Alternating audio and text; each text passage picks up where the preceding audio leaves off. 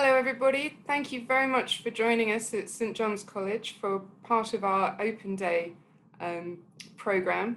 This one is with all of some of our Directors of Studies. We've got a really good selection of subjects here for you. My name's Victoria Harvey, I'm the Tutor for Undergraduate Admissions, and I'm joined by, I will let them all introduce themselves. Andy. Hi, I'm Andy. I'm the Director of Studies for the First Year Engineers. Hello, I'm Frank. I'm the Director of Studies for History of Art. I'm also an architectural historian, so I do teach some history of architecture as well. Hi, I'm Georgina. I'm the Director of Studies in Modern and Medieval Languages. Hugh, you're on mute. Right, I am on mute. I'm Hugh. I'm Director of Studies for the Preclinical Medical Scientists and Vets, and also for physiologists taking natural sciences. Hi, I'm Morag Morrison-Helm, and I'm the Director of Studies for Education.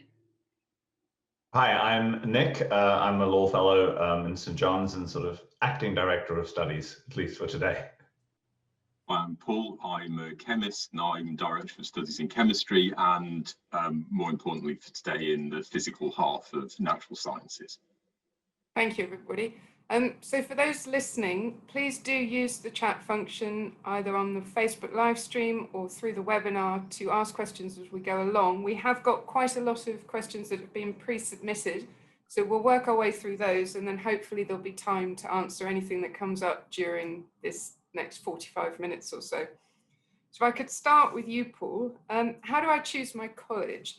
And are different colleges linked specifically to different subjects? So I hope for the last part of the question, other colleagues will feel free to jump in if they disagree with me. But my view is, with the exception of two colleges, and that's Churchill for things basically scientific, and historically Homerton were linked with education. I think colleges do everything to a greater or lesser extent. And my own view of how to choose a college is to find out as much as you can about them and decide where you would feel comfortable. So I think feeling comfortable somewhere and thinking it's somewhere that you would be able to concentrate on work and somewhere where you would be happy is the most important thing. So you might look at the sizes of colleges. St John's is a relatively large college, other colleges quite small by comparison, and decide what might be the right size for you. But just go for somewhere that feels nice. Thanks, Paul. I guess one other thing on that might be just checking the college actually does do the subject you want to study. I know there's a couple that don't do architecture, for example.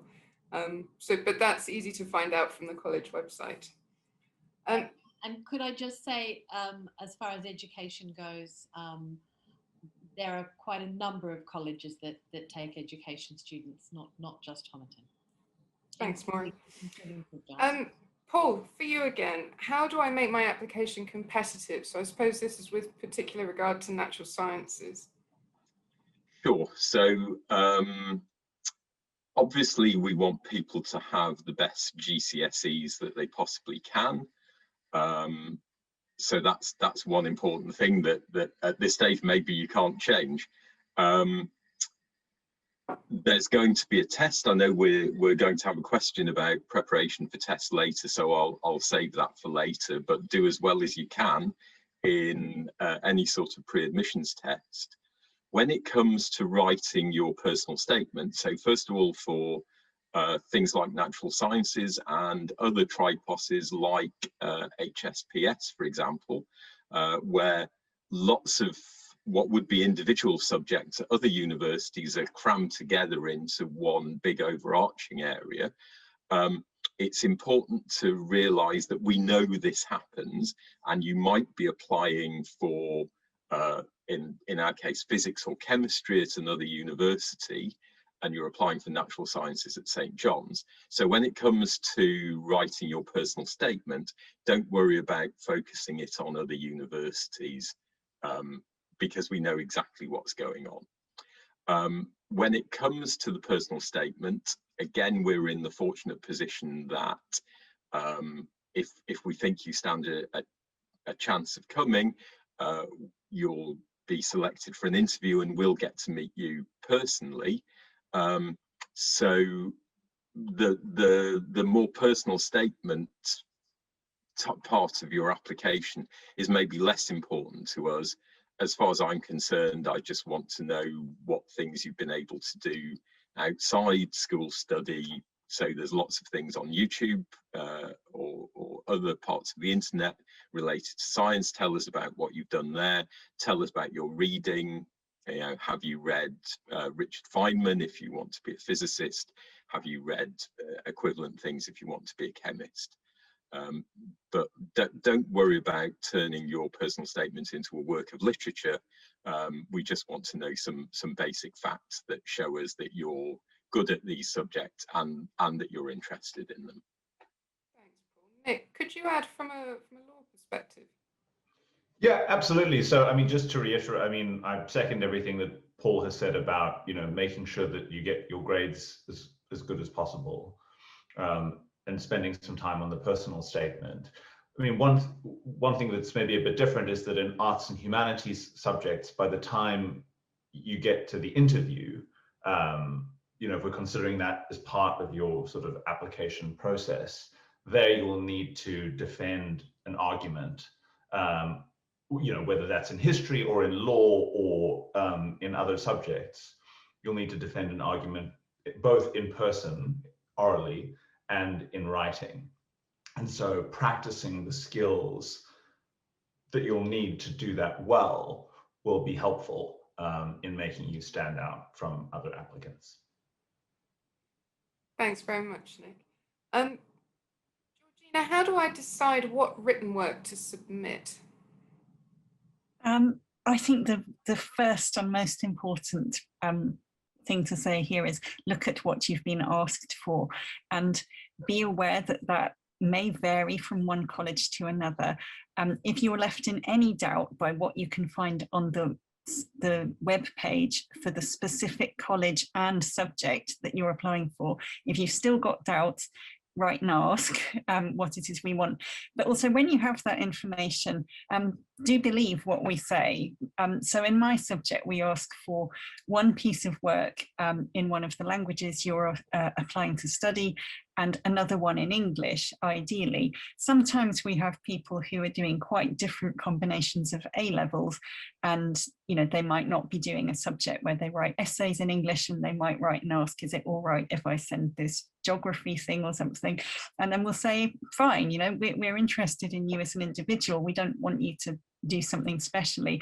And that's one of the other things that we say is send us work that you did at school, and then you can tell us the conditions in which it was done. Was it timed? Was it homework? Did you have a dictionary? Didn't you? And don't feel like you have to change it. Like, we understand you're at school now, you're doing schoolwork. It won't be perfect. It will be, we ask for marked work. We're used to seeing teachers' comments on grammar errors and things.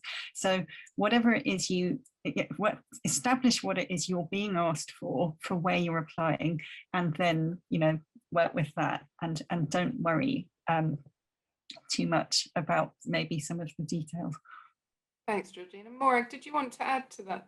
Yeah, I would just add, select a piece of work, that all of those things that Georgina has suggested there, but I'm thinking in terms of you know, broadly, a piece of work that you are really pleased with, something that you feel reflects, possibly it might be a critical reflection or on an issue or a debate, something that you feel says something about your position or a position that you've been asked to take on a particular issue or topic, and something that shows a little bit of your ability to be sort of critically reflective, I guess I would say, on an issue or on a topic.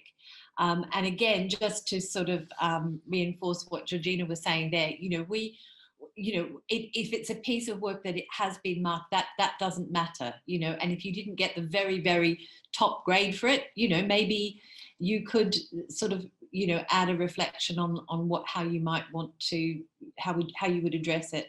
But I think the most important thing is for it to say something, I think, about your ability to be critical. Thanks, Maury. One question we always get asked about written work is whether an EPQ is a good form of written work to send in. And my answer to that is normally no, mainly because they tend to be quite lengthy pieces of work. And for the poor directors of studies who are reading all these candidates' written work, we tend to want something a bit shorter. So I would definitely check the rubric we send out from the admissions office, because we're quite specific about what we want, and different subjects will vary on that, but it's generally quite a short piece of teacher marked work from school. How important are GCSEs? So this question has come particularly in light of the centre assessed grades that were awarded last year. I would say more generally, what we're trying to do with all the information that we gather about you during this process, and we do get quite a lot of information, is to build up a picture of your academic strengths, your learning styles, the topics that interest you. GCSEs gives us one piece of information. Now, the majority of candidates that get offers from us who've taken GCSEs, you know, they do have good GCSEs, but that doesn't mean to say that if your GCSEs aren't reflective of your capacity at this point in your life, that doesn't mean to say you're prevented from getting an offer. And particularly those people who were awarded GCSEs last year, we do know the context in which they were awarded. We do know the disruption you faced. So please don't worry if those grades aren't how you feel you may have done if you'd had the opportunity to take an exam or you hadn't had the disruption with COVID. It shouldn't stop you making an application if you didn't get 9 at grade 9, for example. So moving on, will a lack of work experience weaken our personal statement? And I imagine this question was asked in light of the COVID disruption as well. Hugh, from the medical point of view and veterinary medicine, could you answer that one? Yes, very happy to answer that, Victoria. I think I'd very much amplify the statement you've just made. We recognise that the last year has been an extremely difficult year, and some people will find it easier to get medicine and vet medicine related work experience than others. What we're ultimately looking for in the application is evidence that you have thought through the broader context of these rather challenging subjects. In a normal year, often that will be through some form of work experience, but there are other routes to being able to give that indication. That's something my clinical colleagues would be looking for within the personal statement and exploring within the clinical interview as part of what they do. That you've thought through the, shall we say, more human and more interpersonal side of a medical or vet medical career. And with vet medicine, it's the owners as well as the animals. And you thought of it in the round. Work experience in a normal year would be one way of achieving that, but there are other routes to the same. But that is why we regard work experience as one of the elements we'd normally look at. Thanks, Hugh. Andy, engineering is another subject which quite often looks at variable work experience. Yeah, I'd very much echo Hugh's comments about, I mean, we're looking at your personal statement in the round, really. So we're looking at, you know, interest in engineering, which could take the form of summer schools or attendance on online courses or in-person courses. So work experience has been a challenge for people in over the past year or so. So we recognise that, but you know, there are different ways to widen that engineering experience, I would say. So Thanks, Andy. And Nick, we see a lot of work experience on law personal statements as well. We see a mix. I mean, one thing I would add to what Andy and Hugh have said is that, you know, what we're looking for is your interest in the subject. We're looking to find out what's distinctive about you. And one of the ways that you could show that is through work experience, but perhaps there's also some relevant life experience that you have had, particularly during COVID, that you could draw on. You know, the personal statement is just that, it's a statement about you. And so in some ways, I think it's not helpful to think, well, what will everyone else have on their personal statement? let me show that I've also done things like that. Sometimes it can be helpful to think, well, what's unique about me? What things have I done? What experiences have I had? Whether that's work or other kinds of experience that may be helpful to put down in the statement. Thanks, Nick. Moving on to admissions assessment. So we have two types of admissions assessment. There's the pre-interview ones, mainly sciences, but also some of the arts and humanities subjects, and then the at-interview assessments. It's important, I think, to recognise for the pre-interview assessment candidates, your school does need to register you by the 15th of October, which is the same date as the UCAS deadline. And those results are used quite actively during the deselection process. So they are becoming more and more important in our selection and deselection processes, whereas the at-interview assessments tend to be more building up that picture we're talking about as of you as an individual. Paul, could you talk us through how you might prepare for a natural science admissions assessment? Sure. So the syllabus for the natural sciences admissions assessment is just the GCSE syllabus in that particular subject. Obviously, for other assessments, make sure you check on what the syllabus is. And in natural sciences, we're very lucky that there's a great resource called Isaac Physics, which hopefully Gaia will send everyone a link to. And so Isaac Physics doesn't just cover physics, it covers maths and chemistry as well. And there you can practice answering questions of the type that you will come up against in the multiple choice part of the natural sciences pre-interview assessment. And it's also very good practice for the type of questions that you might be asked in an admissions interview as well. So I'm a big fan of Isaac Physics. Thanks, Paul. Georgina, from the at-interview assessment point of view, could you give us some advice on preparing for that? Yeah, so for modern languages, we have an at-interview assessment. So it's not always the same day as your interview, but it's taken around the same time. And we look at what you wrote in that at the same time as we look at everything else we have from you. So the timing of it, as Victoria and Paul have said, is a bit different to doing something pre-interview. For the best thing you can do really is familiarize yourself with the format. In our case, like the format of the test is always the same. You get given a passage in English, and then the two questions that you're asked to answer remain the same, and they're about summarizing an argument in a foreign language and responding somewhat in English. So look at that, think about as for any exam, think about the timings, look at the distribution of the marks. The first question for us has 2/3 of the marks. So we suggest you spend 2/3 of the hour there. So just get a feel for it. So, and yeah, maybe do a couple of practice runs and think about whether there are any gaps, say, in your foreign language, perhaps in particular, that it would be really useful to fill. Like, so if you don't know how to say the author is arguing that, you know, then that's the kind of thing that you might realize you want to try and sort out. But I think also don't overthink it necessarily. Our marking criteria are on the website along with some specimen papers. There are no secrets behind that. There isn't like a list of vocabulary or something that we're secretly hoping you'll come up with.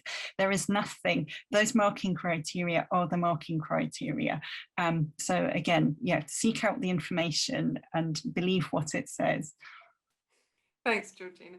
I mean, in a similar vein with interview questions, Frank, what kind of questions do you ask at interview?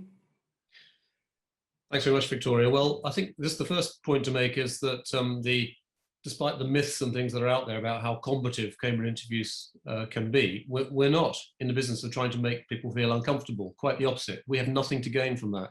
We have everything to gain by letting you talk about the person you are and the reason you want to come and study the subject with us here in Cambridge. So the process is not combative. It may be tough, but you'd expect that anyway for any university entrance. And the kind of questions that would typically be asked would, I think, derive in part from the personal statement, and Paul's already spoken about that. In the case of a subject like mine, history of art, for example, we want to know what you've seen, what you've read, how you've gone about preparing yourself for an application to Cambridge, particularly in our case, bearing in mind that you won't have a chance, or many people will not have a chance to study the subject at school. But then beyond that, most interviews, I think it's fair to say, colleagues can come in if I'm incorrect, will move on to some sort of interactive element. In the case of history of art, it's looking at works of art together, reproductions of works of art together. That might take as much as half of the interview. In veterinary science, for example, it might be looking at a specimen. Other colleagues can come in, but there usually be some sort of practical component where you're asked to develop your understanding of what's going on in front of you. And as the interview proceeds, the interviewers will probably feed more information in to see how you then pick up and run with that. Thanks, Frank. Morag, what about for your subject? What kind of question might you ask? Well, there's a couple of things. First thing to say is that in our particular subject, about 24 hours before the interview, you would be sent some provocations, a number of provocations. That could be a little video clip, it could be a newspaper article, it could be a short, and they'll all be quite short, a short report or what have you, and you can select one of those that you think you might like to talk about and respond to. So in the interview itself, we will ask you some questions related to the provocation that you've selected and have had some time to think about. So usually those provocations will be related to some kind of key debate or issue that's going on quite currently in terms of education. Again, similarly to what Frank was saying, education is a subject that you won't necessarily have actually studied at school, but you may have some ideas about what you feel are important issues to consider in terms of the subject, and that might be the sorts of things that we are wanting to sort of flesh out and tease out in that discussion at interview. Another example of something that we might do more interactively is we might have a set of key education issues or debates, and we might ask you to put them in a kind of rank order from what you see as the most important thing that we need to consider at the moment socially, to maybe some of those things that you think aren't quite as high on the priority list, all of course being important, and then you might be justifying why you have placed particular issues in the position that you've placed them. So there's usually a sort of interactive component to the interview as well. It might be that. It might also be that we might have an image that we would ask you to respond to, an image that might reflect something that we think you would find stimulating to discuss in terms of issues. But we're getting an idea in that interview situation of your ability to be reflective, your ability to be critical, your ability to see connections between things in terms of key debates and ideas and in education. Thanks very much, Morag. Andy, from a science point of view, science interviews can be slightly different to the arts ones, in my experience. Yeah, so well, in engineering, we normally have two technical interviews, one where we send out questions in advance, maybe a week or so before, and the other with unseen problems. And often in one of those interviews, we'll also ask students to prepare a short talk about what's a topic of engineering that's interest to them, which might spark some other questions. So, I mean, normally these questions are based on are things that I think students would be familiar with from their maths and physics that they're doing at the moment, but it can be relatively open-ended. So, for instance, imagine we were talking about a mass on a spring. We might then talk a bit about energy and equations of motion. So it could lead on to other topics, related topics. I think one good resource for getting a feeling for the types of questions is I want to study engineering.com. So that's a good resource, which has got lots of questions of a sort of interview style, I would say. Thanks, Andy. That's brilliant. I'm going to move on away from admissions now. I've just realised we're getting not through as many as I'd have liked, so I might cut down on how many people answer each question. But can we talk about life actually when students arrive in Cambridge, and particularly what the supervisions are like? Nick, could you start with that one? Yeah, absolutely. So, I mean, I think this would be broadly applicable in, similar subjects to ours. So, law consists of many different courses. You do constitutional law, contract law, and so on. And within each course, there are a couple of major topics. And you get one supervision on each major topic. And in advance of the supervision, you will get some lectures on that topic. You'll also get given a long list of reading to do on your own and some questions to guide you. And you go away and you do that reading. And then in the supervision, you and me and maybe one or two other supervision partners will have a discussion about that material. So I would ask you some questions about what you've read. I would try to get you to defend a view, whether you agree with somebody's thoughts on a certain matter or the opposing view. I might try to get you to have a disagreement with your supervision partner, to have a conversation between the two of you. I might correct some misunderstandings that you might have about the material. And you would also have an opportunity to ask me for any clarifications you might want about the things that you've read. So that's sort of roughly what would happen in a supervision. Thanks, Nick. Hugh, could you give us a supervision for medicine? Yes, and I think this would be just as applicable to the biological natural sciences, as I wear both hats. In many ways, it's similar to Nick's description. Both natural sciences and medical sciences are divided into another number of subsidiary subjects, and you would each week have a supervision covering each of those. And following from lectures and practical work, we would discuss in supervision what you'd done. And very often I would encourage students to bring questions, but rather than simply giving them back answers, I might well fire questions at them, taking them several steps earlier in the process of argument to try and get them to answer and address their own problem, thereby not merely giving them an answer, but teaching them how to think. In a mechanistic subject such as physiology, that is beyond price. Very often they would be set essay work every week or so, and part of the supervision would be discussing that critically so as to build their argumentative and critical skills within the subject as well as their understanding. But it's very much a two-way process, as Nick was describing. It's not the same thing as a miniature lecture with a smaller number of participants. It's interactive. Thank you, Hugh. Paul, moving on to a question from an international student who's concerned that their international qualification syllabus may not cover the same areas as the UK A-level syllabus. Will there be a problem when they turn up in the first year? Will there be gaps? Provided it's a course that the university recognises as a sufficient preparation for coming to Cambridge, there really won't be any problem at all, as far as I can see. People, the syllabuses for A-levels from different exam boards are subtly different.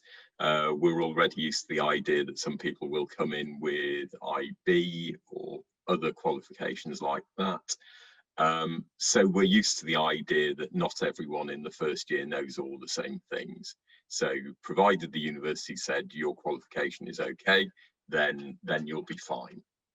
Thanks, Paul. I can see lots of nods, so I think that applies to most of the subjects. Frank, what should students do to prepare for university study? Well, there's a whole number of things, I think, Victoria. I mean, perhaps it's first worth just reminding us of kind of the strange terminologies we use. So we have vacation time in university, but that's not the same as holiday per se. One should take holidays, of course, but vacation time is actually also an important time, I think, for on working on academic development. And that, I'd say, begins really with the completion of A-levels or whatever year 13 exams you're doing. And of course, you'll travel, you might be working as well, but don't see that time as fallow time and it's all going to start afresh in October. Start using the reading lists that your faculty will be sending out, or looking at the websites that might be recommended by your faculty, or indeed coming from the college's Director of Studies. Start to think about how your work-life balance is going to be. I think that's terribly important, because people often arrive at Cambridge and say, well, how much work is enough work? And the answer is there isn't an answer to that. It's important to get the right balance between your academic studies when you readjust to the university world. And I guess the last point I just make, before maybe colleagues want to come in, is also to say that for me, and I'm reflecting on my experience as having been the tutor for one of the big science subjects, as well as Director of Studies in the humanities subject. For me, one of the key things is to get one's head around the fact that it's not going to be the same as school.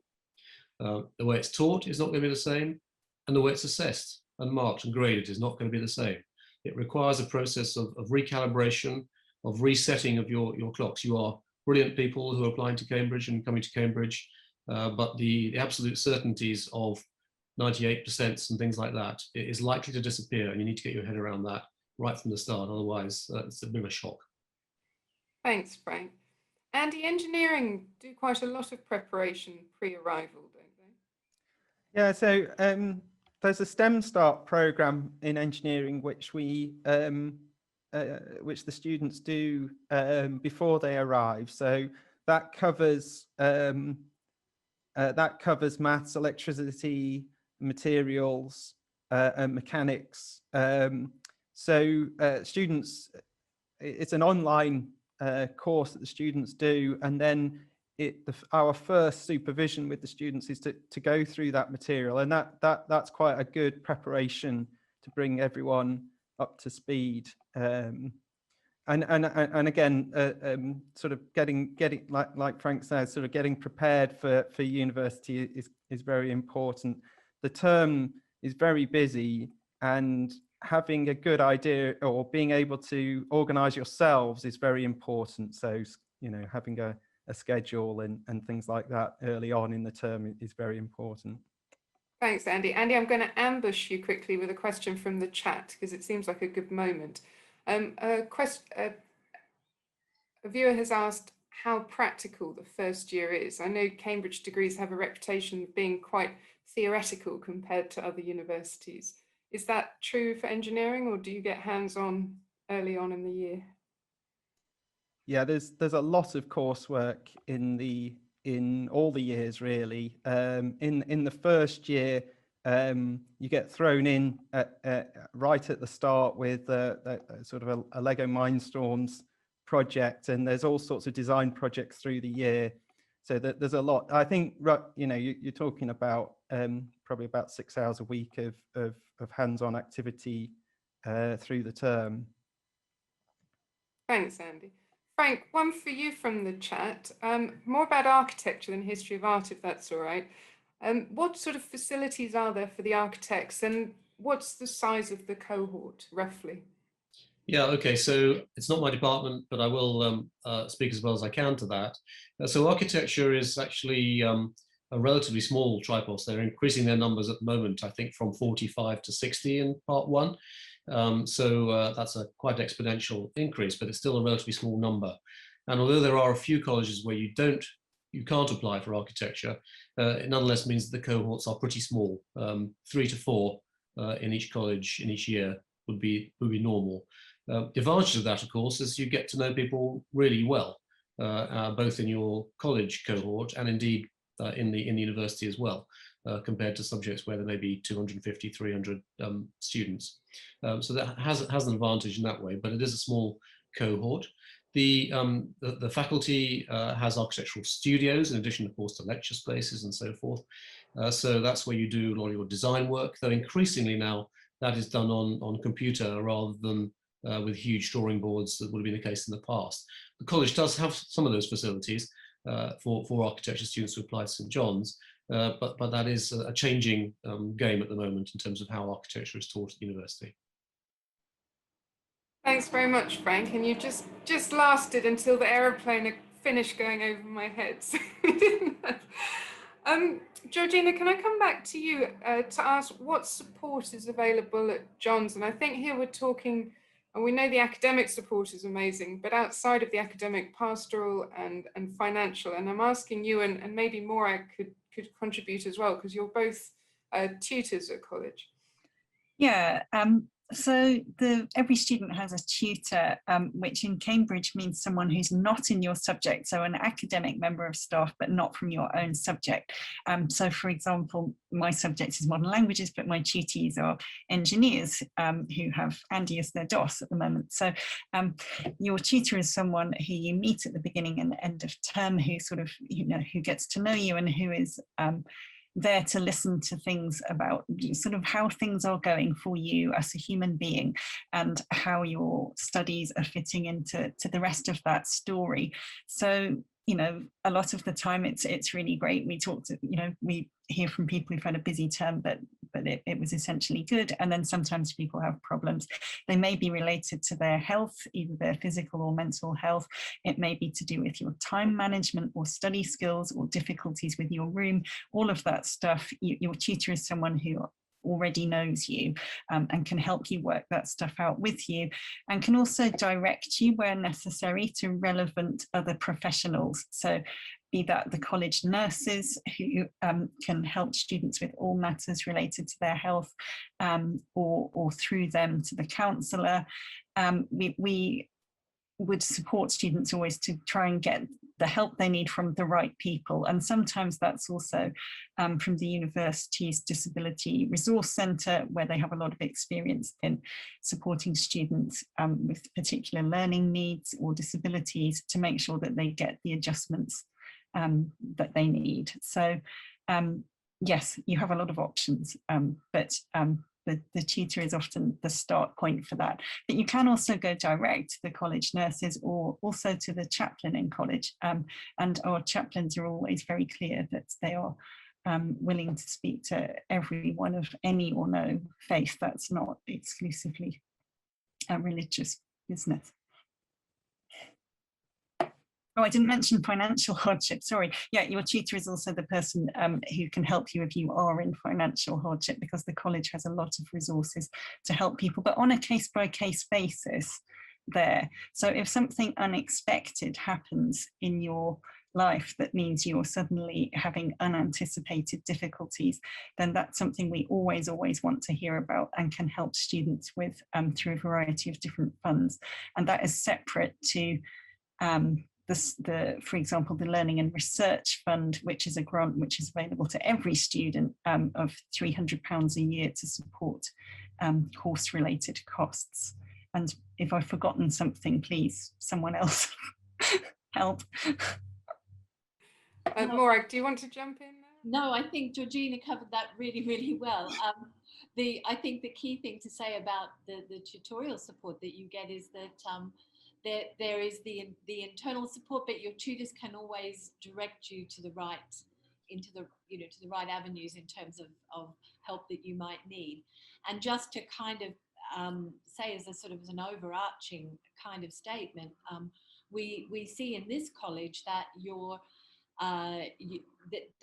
academic and your own pastoral and emotional and health, all of your welfare in its widest sense is important to look after, because those things we don't see as separate from your ability to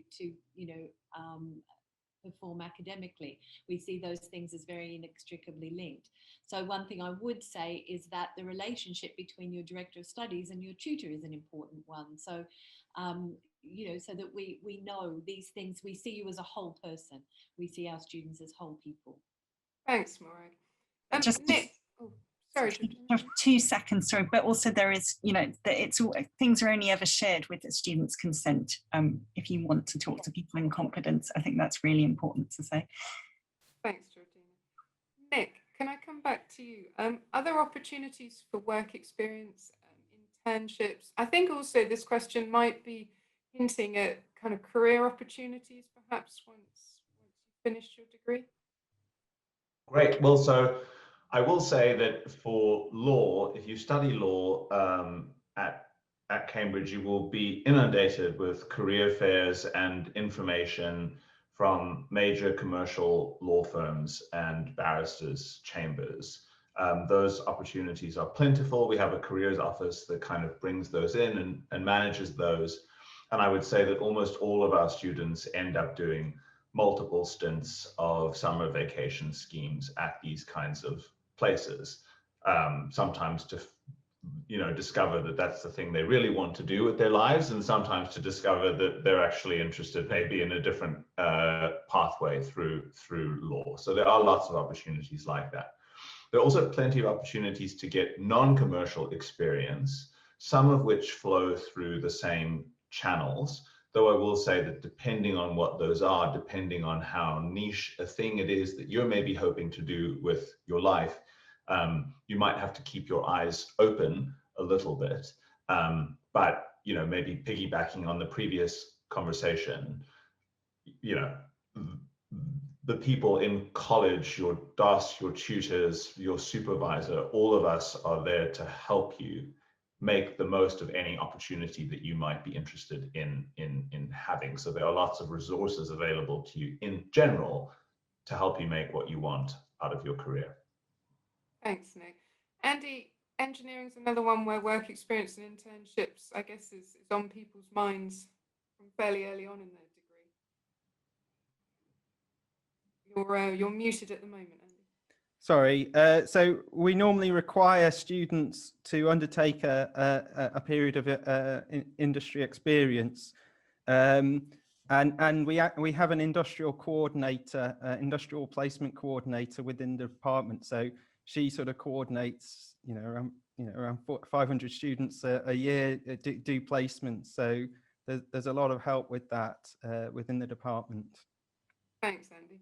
And if the college and the department wasn't enough, and your DOS and your tutor, there's also the careers service, who organise a significant number of networking events, internship opportunities, CV clinics, interview clinics for professional life. And you have access to that careers service for life as an alumnus. So you really are very well supported with the graduate side, the work experience side, internships as well.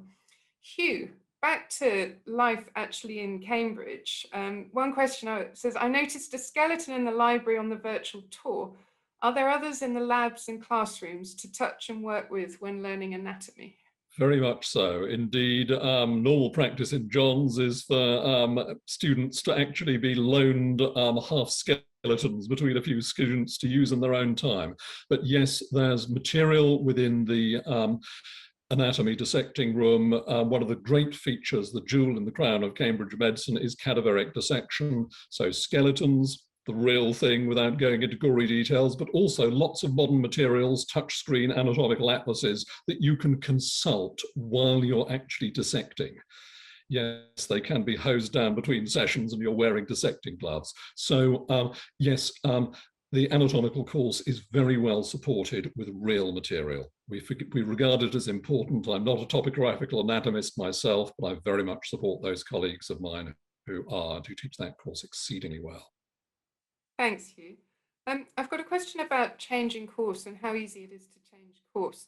I guess the first thing to say is a lot of the courses in Cambridge are actually very broad and encompass what may be a lot of different single subjects at another university. So human, social and political sciences, for example, that would cover sociology, biological anthropology, social anthropology, politics, political science. It covers a full spectrum of subjects. So you try them all out in your first year, and then you gradually go down a pathway. And Paul, is it fair to say natural sciences is quite similar like that too? You might start quite broad and... Yes, so you will start off doing maths and 3 other things, and then you choose 3 things, and then you choose 1 thing. Hopefully, if you decide that you don't really like the thing that you thought you were going to specialize in, there'll be something else that you do like within these big broad subjects like NatSci or HSPS. It's probably fair to say that most people will specialize in something slightly different because they won't have had the opportunity to do many of these subjects at school in any case. Yeah, so this used to be a big thing with physics, where people discovered that physics was far more mathematical when they got to university than they expected, and lots of people decided to do something else. There seems to have been some change in the way that physics is taught at school now, and people are less shocked. Sometimes we get people who want to do something more hands-on, so we do get a number of people who want to transfer to engineering, which is one of our biggest kind of conduits into some other subject. And it's a discussion between the relevant directors of studies and the relevant tutors whether we think it's right for you and whether it's the right time for you to be able to move between one course and another smoothly. So some change is possible, but not, you can't hop around between completely disparate things. And I guess it's also important that you can, as a student in Cambridge, you can attend any lecture. So if you're doing physics and you've got an interest in engineering, you can still go to the engineering lectures, or you can go to some philosophy lectures and explore that side of your interests. The natural point to change a subject would be for part 2, which is in your 3rd year. And sorry, Hugh, were you wanting to say? Well, I was going to comment that for medical students, that's a fairly common pattern, because normally medical students in their 3rd year, before moving on to the clinical years, would take a biological natural sciences part 2, where they're specializing much as Paul described, but a significant minority move sideways into something entirely different. I've got a part 2 student for next year who'll be taking philosophy.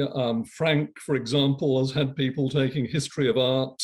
There's quite a move from towards bioengineering within the engineering tripos for some of our more mathematical medics. There's a lot of flexibility. Yeah, I would say actually, Hugh, that, and Victoria, that's part of the Cambridge strength of the tripos system, where you have a part 1 that might be in the 1st year or the first 2 years, and a part 2 that might be in the 2nd or 3rd year or just the 3rd year.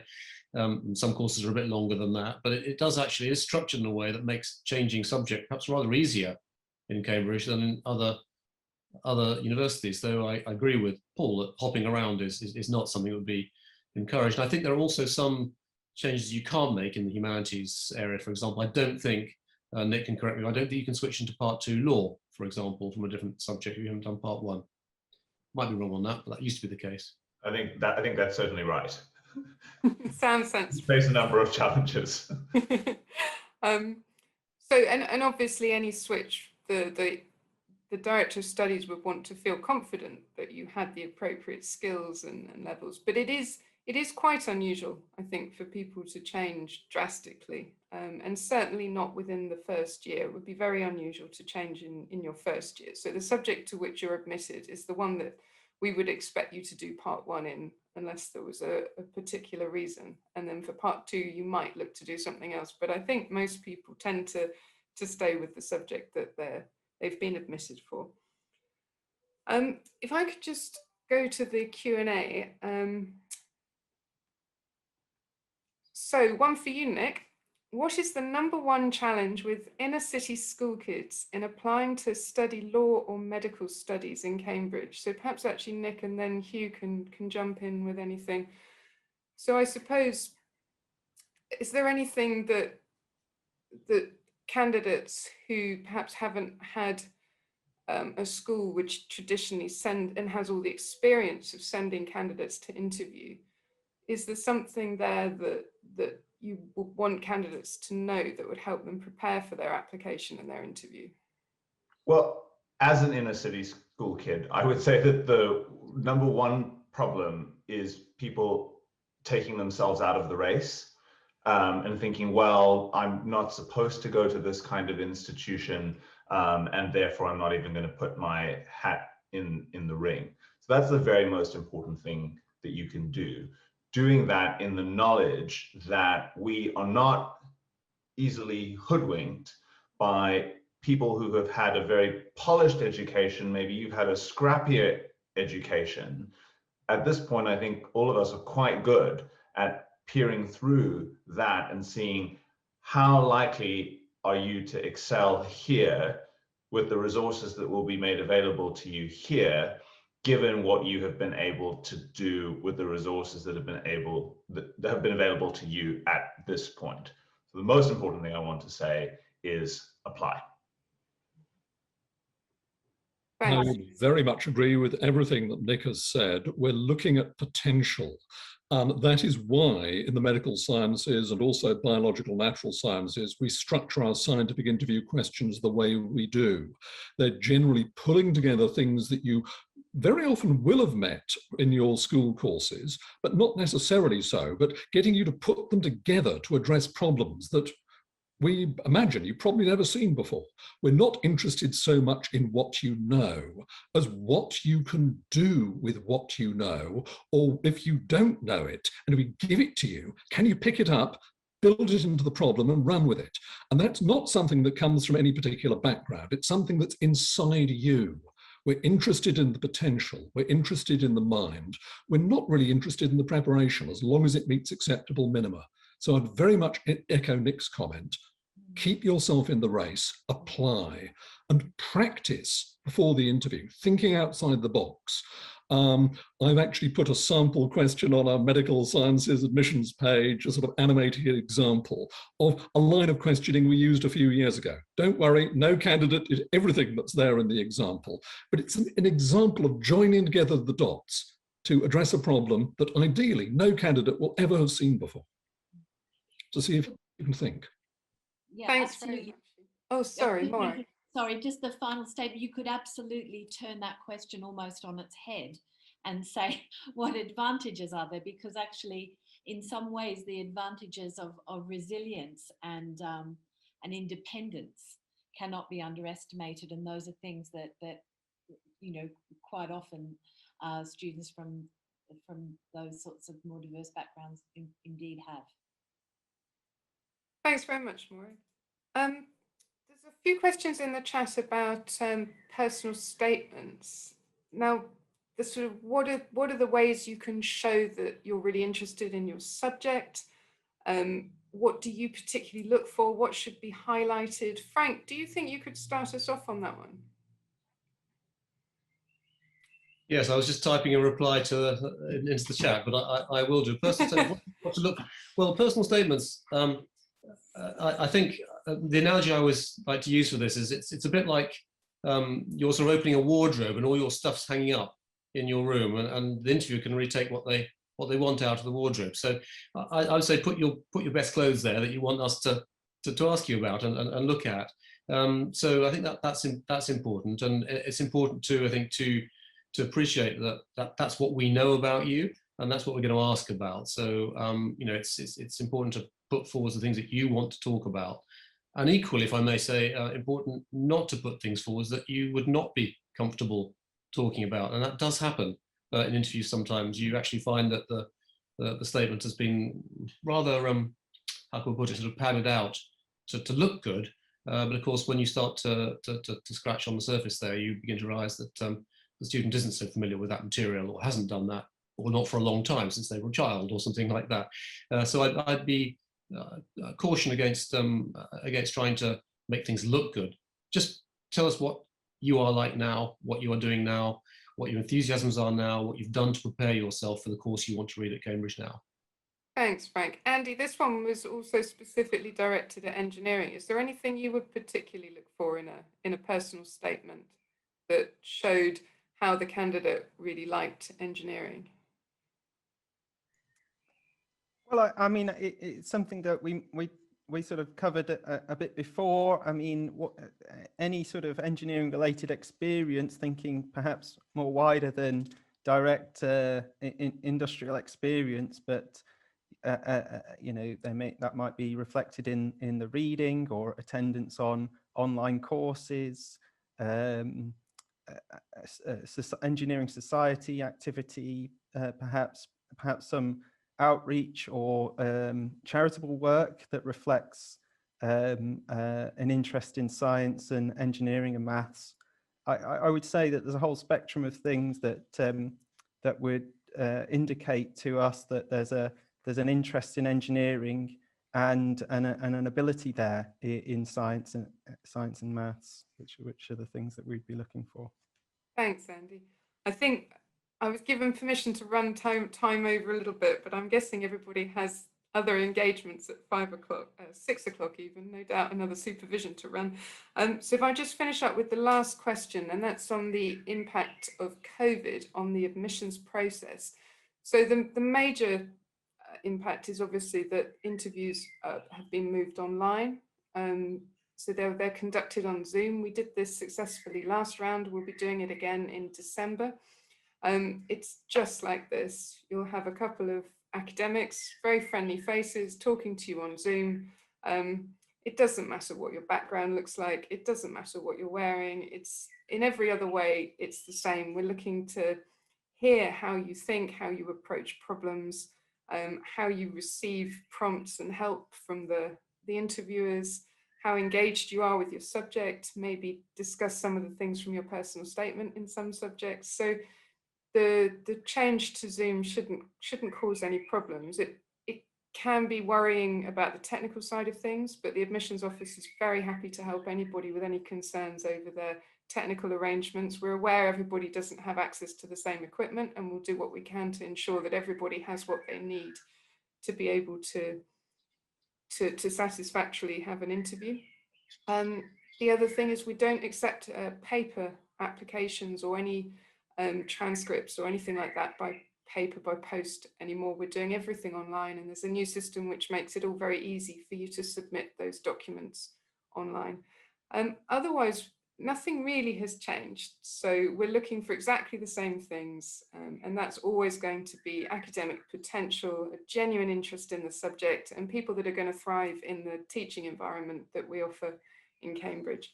So don't worry too much about COVID. The other thing I suppose to say is that we are very, very aware of all the disruption that the year 12s, current year 12s have faced last year and are still facing this year, and goodness knows what will happen next year. Hopefully it'll be a lot more positive and consistent for you next year, but please don't let any blips because of COVID prevent you from putting an application in. I hope if nothing else, all these directors of studies have convinced you that we really do want your application.